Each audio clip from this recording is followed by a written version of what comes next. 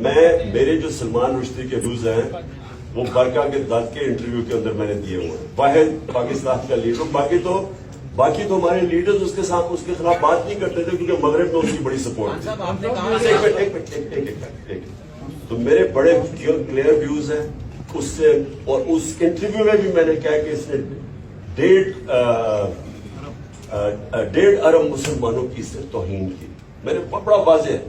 اور میں پھر سے آپ کو ریپیٹ کرتا ہوں کہ یہ میں جو بات کر رہا تھا وہ اسپیسیفکلی کر رہا تھا کہ جو طریقہ کار ہے. اور میں پھر سے آپ کو کہتا ہوں کہ اگر آپ یہ اس کو الاؤ کر دیں گے, اجازت دے دیں گے, جو سری لنکا کے اندر انہوں نے اس کو فیصلہ کیا کہ یہی اس نے کیا ہے توہین اور ساروں نے پکڑے چلا دیا اس کو. آپ کو اندازہ نہیں ہے کہ اس ملک کو کتنا نقصان ہوا. میں پرائم منسٹر تھا, باہر کے لیڈرز کی کالز آئی مجھے, جو لوگوں کا جو باہر کے پریس میں ہمارے کیس لکھا گیا. سو اس لیے جس وقت آپ وہ انڈورس کرتے ہیں نا, آپ دروازے کھول دیتے ہیں. کہیں بھی جا کے کوئی فیصلہ کرے جی فائدہ توہین کیا اس کو مار دیں. اس کے میں صرف پروسیجر کے پوائنٹ تھا. سلمان رشدی میرے خیال میں بہت بڑا فتنہ تھا. میرے بڑے اس کے اوپر کلیئر ویوز ہیں.